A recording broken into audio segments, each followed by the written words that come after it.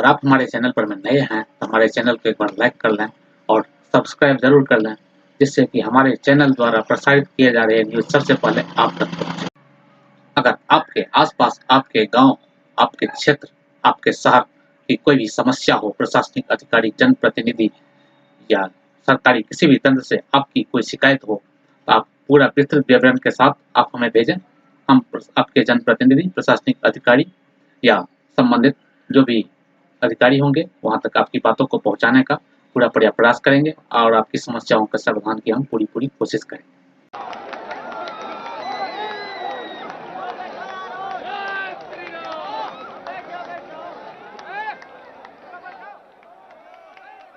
भारत माता की, भारत माता की, भारत माता की। हम ये पावन धरती का बारंबार प्रणाम करित है।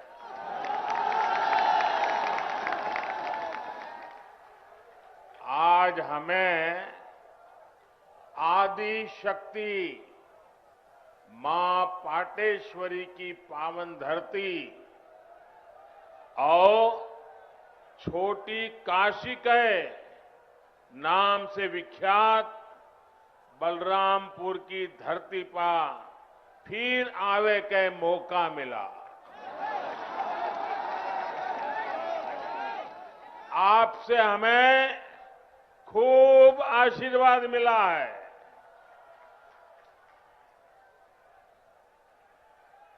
यूपी की राज्यपाल श्रीमती आनंदीबेन, यूपी के ऊर्जावान, कर्मठ, लोकप्रिय मुख्यमंत्री योगी आदित्यनाथ जी, उप मुख्यमंत्री श्रीमान केशव प्रसाद मौर्य जी,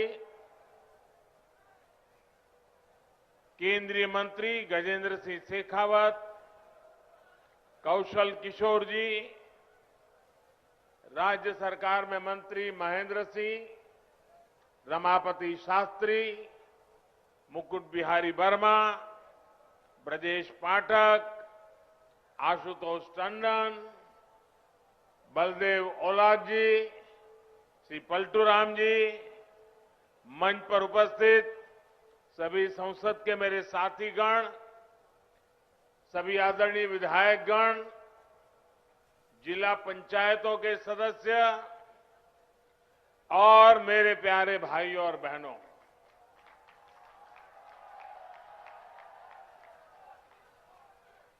क्रांतिकारियों की इस धरती ने देश के स्वतंत्रता संग्राम में अपना अमूल्य योगदान दिया है।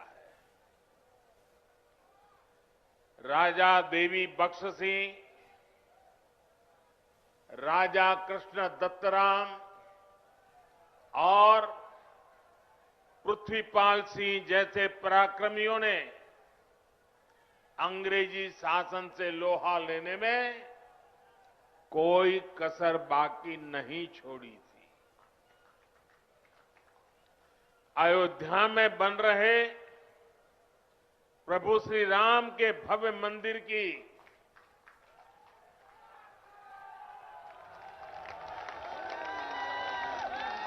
जब बात होगी,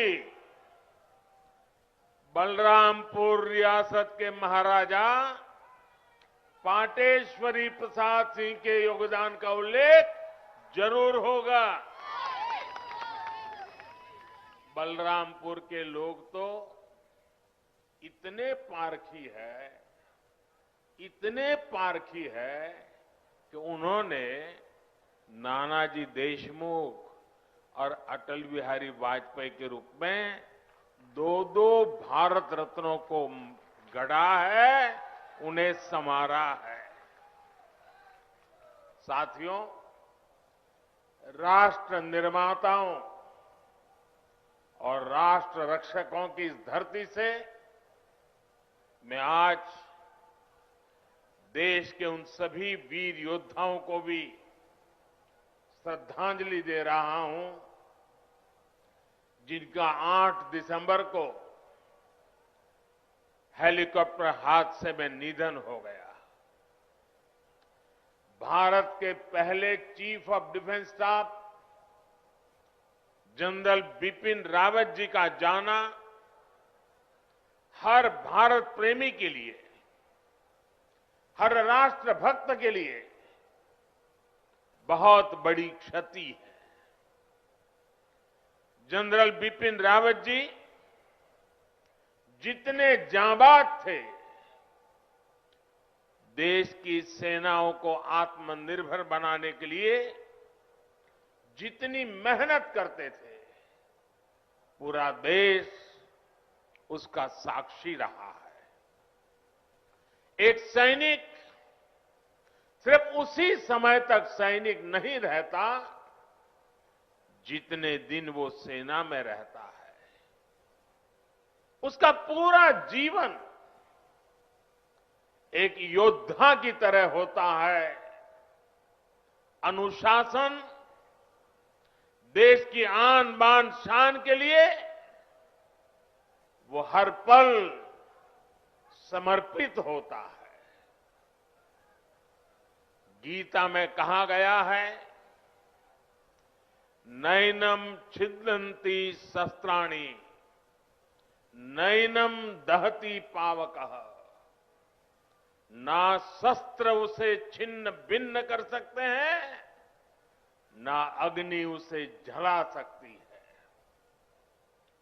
जनरल बिपिन रावत आने वाले दिनों में अपने भारत को नए संकल्पों के साथ वे जहां होंगे वहां से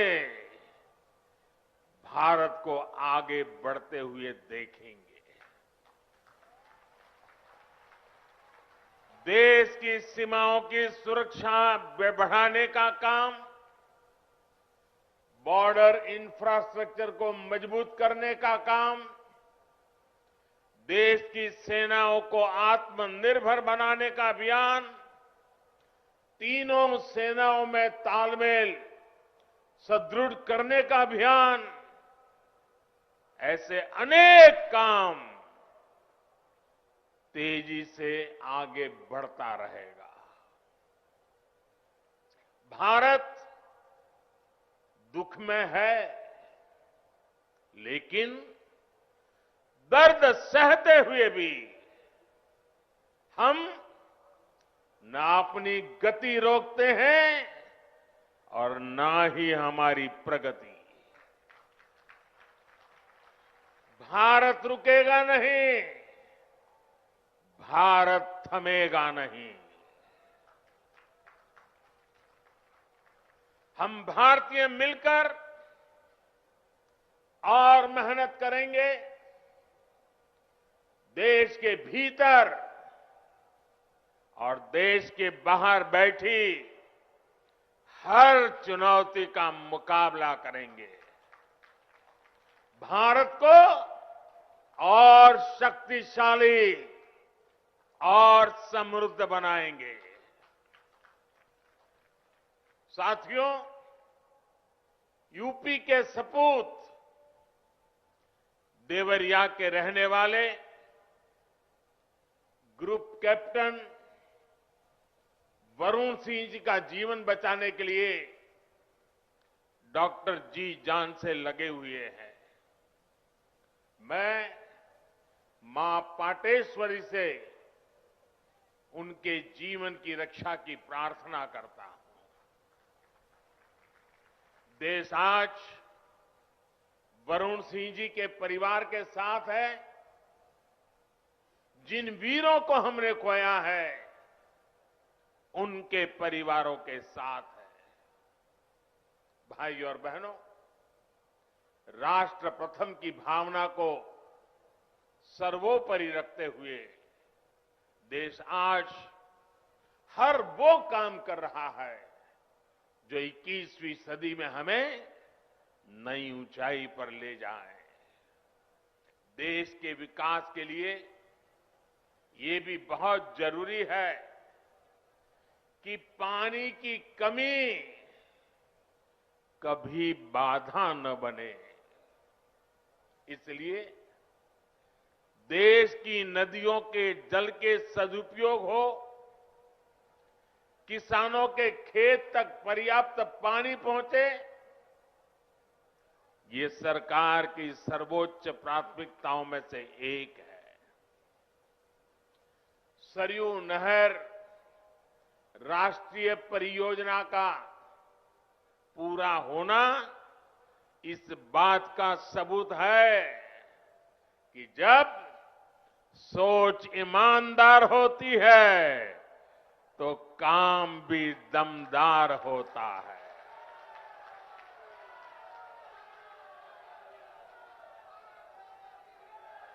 दशकों से आप इसके पूरे होने का इंतजार कर रहे थे।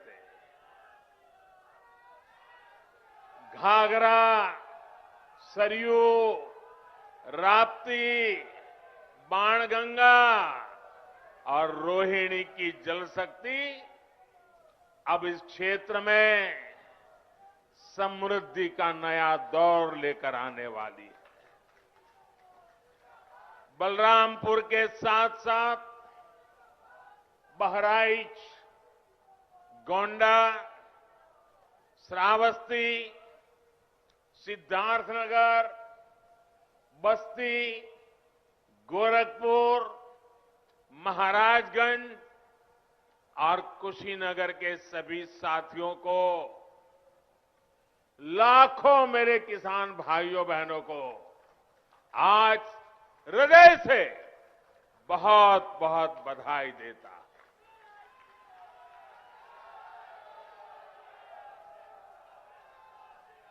बारिश के मौसम में इस क्षेत्र में जो परेशानियां आती हैं उनका हल निकालने में इससे मदद मिलेगी। और मैं जानता हूं मेरे प्यारे भाइयों बहनों, हमारे यहां तो इतिहास गवाह है, अगर किसी ने प्यासे को एक प्याला भर पानी पिला दिया होता है तो वो इंसान जीवन भर कभी उस ऋण को भूलता नहीं है, जीवन भर उस इंसान को भूलता नहीं। और आज लाखों किसानों के प्यासे खेत जब पानी प्राप्त करेंगे, मुझे पक्का भरोसा है आपके आशीर्वाद जीवन भर हमें काम करने की ताकत देंगे, आपके आशीर्वाद हमें नई ऊर्जा देंगे। भाइयों बहनों, आज मैं ये भी कहना चाहूंगा, विशेष रूप से वो किसान जिनके पास 2 हेक्टेयर से कम भूमि है, उनके लिए सिंचाई की ये व्यवस्था जीवन बदलने वाली होती है। जैसे कोई व्यक्ति मृत्युशैया पर पड़ा हो, उसको ब्लड की जरूरत हो, लहू की जरूरत हो, रक्त की आवश्यकता हो, और जैसे ही डॉक्टर रक्त ला करके उसको चढ़ाएं और उसकी जीवन बच जाता है, इस पूरे क्षेत्र के खेतों को ऐसी ही नई जिंदगी मिलने वाली है। साथियों, बलरामपुर की मसूर दाल का स्वाद तो बीते सालों में देश भर में फैला ही है। अब पारंपरिक फसलों के साथ साथ इन क्षेत्रों के किसान अधिक दाम देने वाली, अधिक आय देने वाली दूसरी फसलों की खेती भी व्यापक रूप से कर पाएंगे। साथियों, सार्वजनिक जीवन में मुझे एक लंबे समय से काम करने का सौभाग्य मिला है। मैंने पहले की कितनी ही सरकारें देखी है, उनका कामकाज भी देखा है। इस लंबे कालखंड में जो मुझे सबसे अधिक अखरा, जिससे मुझे सबसे ज्यादा पीड़ा हुई है, वो है देश के धन, देश के समय और देश के संसाधनों का दुरुपयोग, उसका अपमान। सरकारी पैसे हैं तो मुझे क्या, मेरा क्या, ये तो सरकारी है। ये सोच देश के संतुलित और संपूर्ण विकास में सबसे बड़ी रुकावट बन गई है।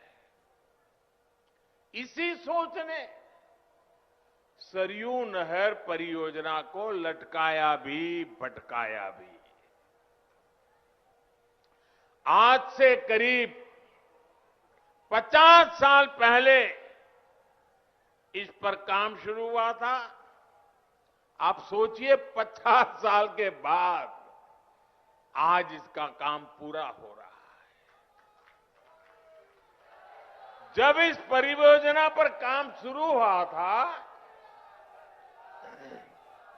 ये सिर्फ यहां के नागरिक नहीं, देश के नागरिक भी इस बात को समझे, हिंदुस्तान का हर नागरिक समझे, हिंदुस्तान का मेरा नौजवान समझे, जो अपने उज्जवल भविष्य की कामना करता है, वो मेरा देश का हर नौजवान समझे। साथियों, जब इस परियोजना पर काम शुरू हुआ था तो इसकी लागत 100 करोड़ रुपए से भी कम थी। जरा आप बोलेंगे कितनी लागत थी उस समय जब शुरू होना था तब? कितनी थी? कितनी थी? 100 करोड़। और आज कहां पहुंचा मालूम है? आज ये लगभग 10,000 करोड़ रुपए खर्च करने के बाद पूरी हुई है। 10,000 करोड़ कितना? कितना? पहले होना था 100 करोड़ में, आज हुआ 10,000 करोड़ में। ये पैसा किसका था भाइयों? ये पैसा किसका था? ये धन किसका था? आपका था कि नहीं था? इसके मालिक आप थे कि नहीं थे? आपके मेहनत का एक एक रुपया सही समय पर सही काम के लिए उपयोग होना चाहिए था कि नहीं होना चाहिए था? जिन्होंने नहीं किया वे आपके गुनहगार है कि नहीं है? आपके गुनहगार है कि नहीं है? ऐसे लोगों को आप सजा देंगे कि नहीं देंगे? पक्का देंगे? मेरे प्यारे भाइयों बहनों, पहले की सरकारों की लापरवाही की 100 गुना ज्यादा कीमत इस देश को चुकानी पड़ी है। हमारे इस क्षेत्र के लाखों किसानों को भी अगर सिंचाई का यही पानी अगर 20 साल 30 साल पहले मिला होता, आप कल्पना कर सकते थे? अगर मेरे किसान के पास पानी होता, पिछले 25-30 साल में पानी उसके पास पहुंचा होता, तो वो सोना पैदा करता कि नहीं करता? देश का खजाना भर देता कि नहीं भर देता? अपने बच्चों की शिक्षा दीक्षा अच्छी कर पाता कि नहीं कर पाता? भाइयों बहनों, दशकों से इस देरी की वजह से मेरे यहां के किसान भाइयों बहनों का भी अरबों खरबों रुपयों का नुकसान हुआ है। वैसे साथियों, जब मैं आज दिल्ली से चला तो सुबह से मैं इंतजार कर रहा था कि कब कोई आएगा, कहेगा कि मोदी जी, इस योजना का फीता तो हमने काटा था, ये योजना तो हमने शुरू की थी।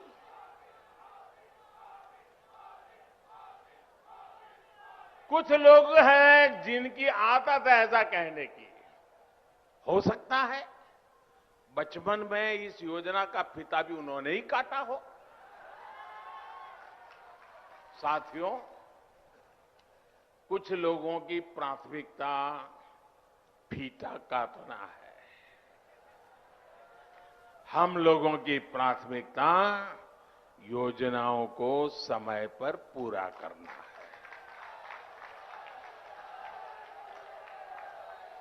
2014 में जब मैं सरकार में आया था तो ये देखकर हैरान था कि देश में सिंचाई की 99 बड़ी परियोजनाएं, 99 परियोजनाएं जो देश के अलग अलग कोनों में दशकों से अधूरी पड़ी है। हमने देखा कि सरयू नहर परियोजना में कितनी ही जगहों पर नहरें आपस में जुड़ी ही नहीं थी, पानी आखिरी छोर तक पहुंचाने की व्यवस्था ही नहीं थी। सरयू नहर परियोजना में जितना काम 5 दशक में हो पाया था, उससे ज्यादा काम हमने 5 साल से पहले करके दिखाया है। साथियों, यही तो डबल इंजन की सरकार है, यही तो डबल इंजन सरकार के काम का रफ्तार है। और आप याद रखिए, योगी जी के आने के बाद हमने बाण सागर परियोजना का लोकार्पण किया। कुछ दिन पहले ही अर्जुन सहायक नहर परियोजना का लोकार्पण किया।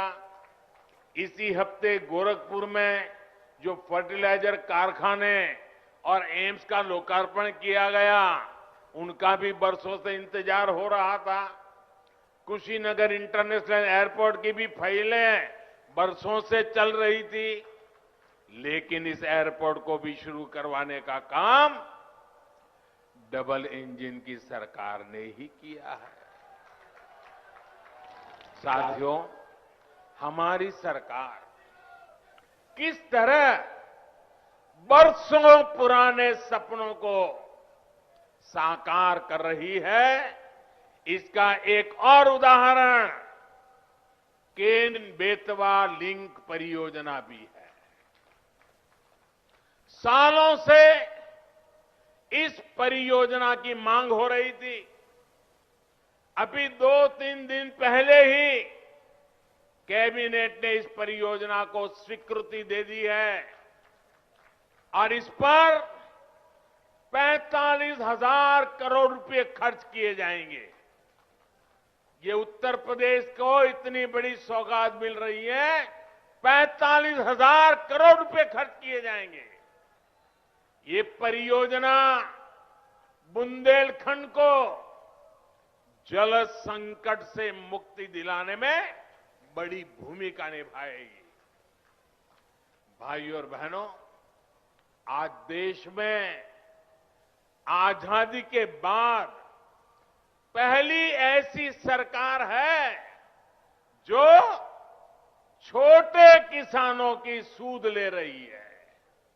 पहली बार 2 हेक्टेयर से कम भूमि वाले छोटे किसानों को सरकारी लाभ से, सरकारी सुविधा से जोड़ा गया है।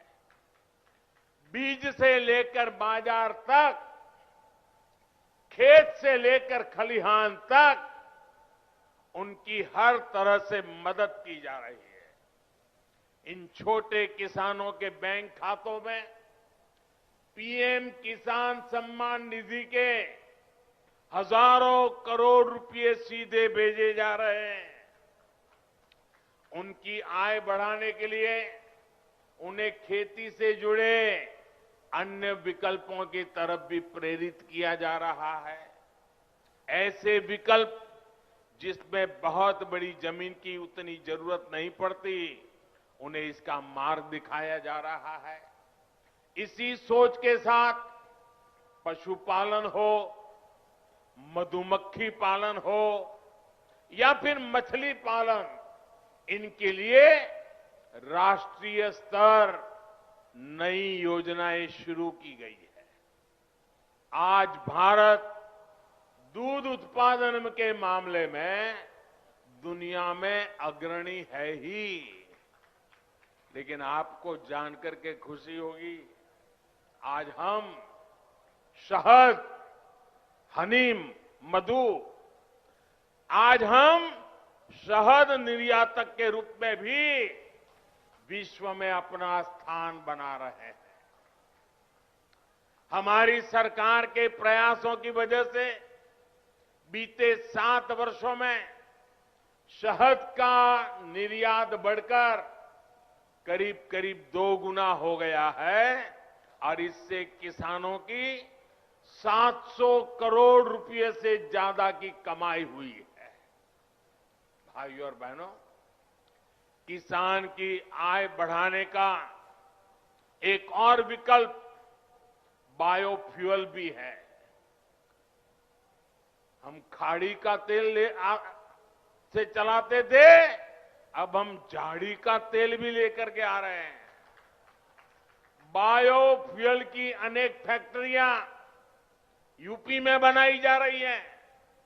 बदायूं और गोरखपुर में बायोफ्यूल के बड़े कॉम्प्लेक्स बनाए जा रहे हैं।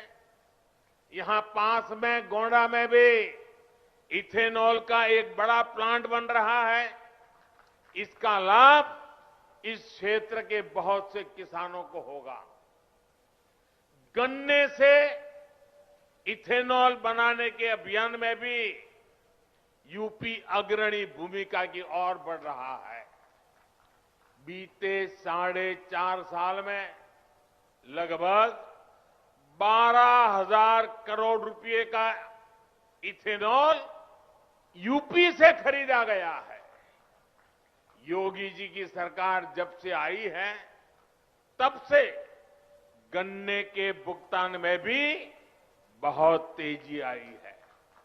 एक समय 2017 से पहले का भी था, जब गन्ना किसान सालों साल बकाया मिलने के लिए इंतजार करते थे। पिछली सरकारों के दौरान जहां 20 से अधिक चीनी मिलों में ताला लग गया, वहीं योगी जी की सरकार ने इतनी ही चीनी मिलों का विस्तार और आधुनिकीकरण किया है। मैं आज बलरामपुर से देश भर के किसानों को एक विशेष निमंत्रण भी देना चाहता हूं और मैं चाहूंगा सिर्फ उत्तर प्रदेश के नहीं, देश भर के किसान मेरे इस निमंत्रण का स्वीकार करें और मेरे साथ जुड़े। मेरा निमंत्रण किस बात का है? इसी महीने 5 दिन के बाद 16 तारीख को, 16 दिसंबर को सरकार प्राकृतिक खेती पर, नेचुरल फार्मिंग पर एक बहुत बड़ा आयोजन करने जा रही है। हमारे एक पद्म पुरस्कार विजेता सुभाष जी करके हैं महाराष्ट्र के, उन्होंने जीरो बजट खेती का एक विचार विकसित किया है। ये वो प्राकृतिक खेती वाला विषय है। इससे हमारी धरती मां भी बचती है, हमारा पानी भी बचता है और फसल भी अच्छी और पहले से ज्यादा होती है। मेरा आप सभी किसान साथियों को, देश भर के किसान साथियों को आग्रह है कि आप 16 दिसंबर को टीवी के माध्यम से या कृषि विज्ञान केंद्र के माध्यम से जरूर इस कार्यक्रम में जुड़िए। आप हमारी बात को समझेंगे, मुझे पक्का विश्वास है आप उसको अपने खेत में लागू करेंगे। यह आपको बहुत लाभकारी होने वाला है। साथियों, आपकी हर जरूरत को ध्यान में रखते हुए आपका जीवन आसान बनाने के लिए हम दिन रात मेहनत कर रहे हैं। इसकी छाप आपको प्रधानमंत्री आवास योजना के तहत बन रहे गरीब के पक्के घर में भी दिखेगी। पीएम आवास के तहत मिल रहे घरों में इज्जत घर यानी शौचालय है, उज्ज्वला की गैस है, सौभाग्य योजना का बिजली कनेक्शन है, उजाला का एलईडी बल्ब है, हर घर जल योजना के तहत मिल रहा पानी का कनेक्शन है। और मुझे तो खुशी तब होती है क्योंकि मैं इस क्षेत्र में कभी दौरा कर चुका हूं, मुझे मालूम है जब यहां मेरे थारू जनजाति के भाई बहनों को भी इन योजनाओं का लाभ मिल रहा है तो भी हमें खुशी भी ज्यादा होती है और हमें आशीर्वाद भी ज्यादा मिलता है। साथियों, हमारे यहां सदियों से एक तौर तरीका चला आ रहा है कि घर होगा। मेरी माताएं बहनें मेरी बात जरूर समझें और मेरे पुरुष भाई भी अपने घर में बताएं। हमारे यहां एक मान्यता चली, परंपरा चली, व्यवस्था चली। वो क्या?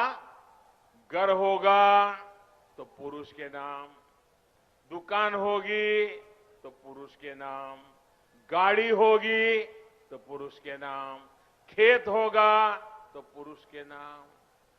महिलाओं के नाम पर कुछ भी नहीं। कुछ होता है क्या महिलाओं के नाम पर? नहीं होता है ना। मैं आपकी पीड़ाएं जानता हूं बराबर माताएं बहनें, और इसलिए हमने क्या किया,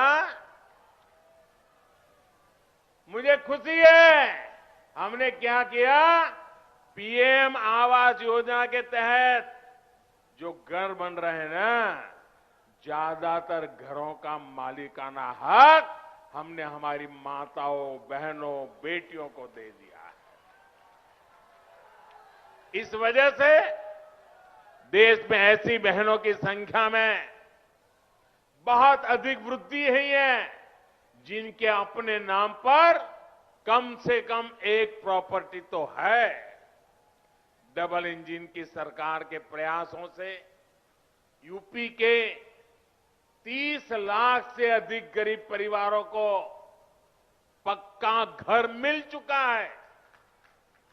आने वाले दिनों में और भी ज्यादा नए घर बनाने के लिए अभी हमारी सरकार ने 2 लाख करोड़ रुपए से अधिक का प्रावधान किया है।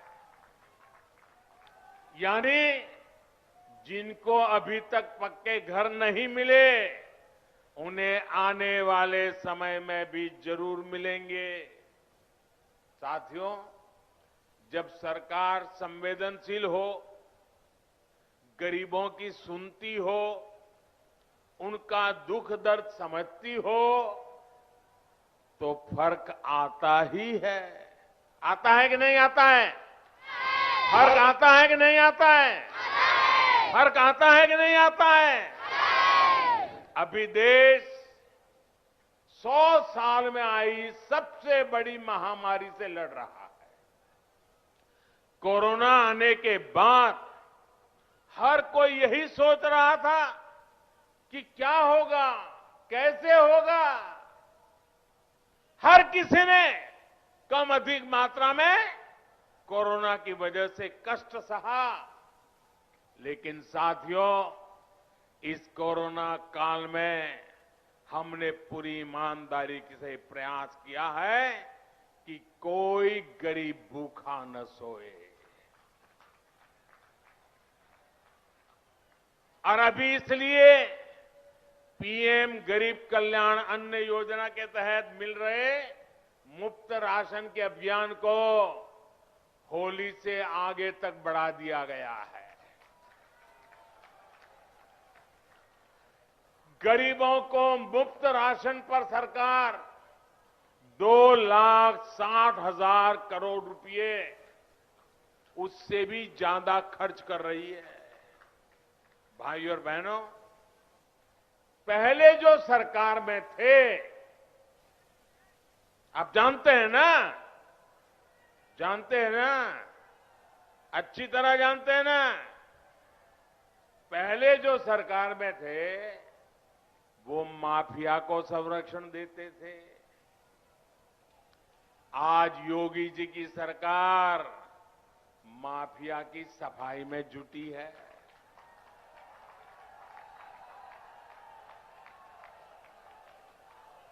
तभी तो यूपी के लोग कहते हैं फर्क साफ है। पहले जो सरकार में थे वो बाहुबलियों को बढ़ाते थे।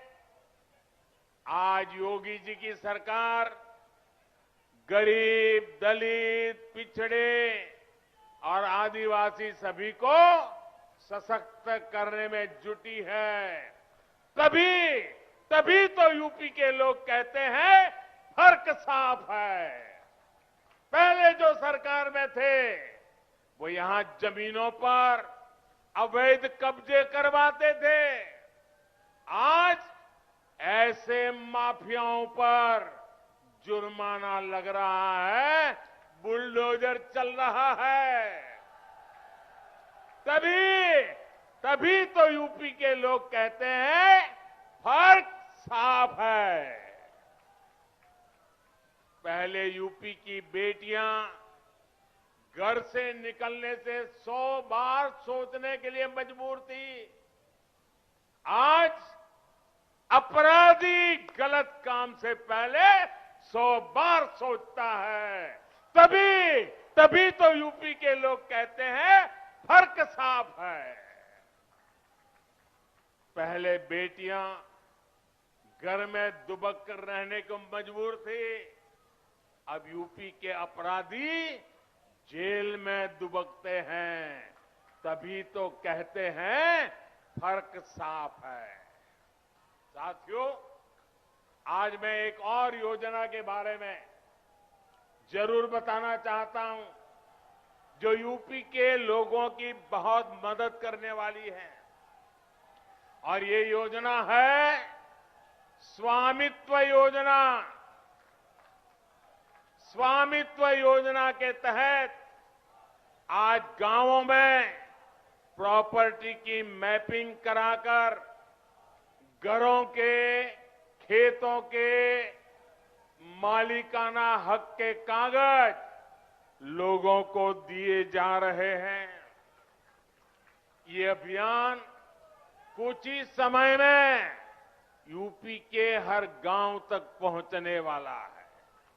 इससे आपको अवैध कब्जे के डर से मुक्ति मिलेगी और बैंकों से मदद लेना भी आपके लिए आसान हो जाएगा। अब गांव के युवाओं को बैंक से अपने काम के लिए पैसा जुटाने में दिक्कत भी नहीं आएगी। साथियों, हम सभी को मिलकर उत्तर प्रदेश को नई ऊंचाई पर ले जाना है। उत्तर प्रदेश की नई पहचान देनी है। उत्तर प्रदेश को दशकों पीछे धकेलने वाले लोगों से आपको निरंतर सतर्क रहना है। भाइयों बहनों, एक बार फिर से आप सभी को सरयू नहर परियोजना के लिए बहुत बहुत बधाई देता हूं। मेरे साथ दोनों हाथ ऊपर करके पूरी ताकत से बोलिए, भारत माता की, भारत माता की, भारत माता की। बहुत बहुत धन्यवाद।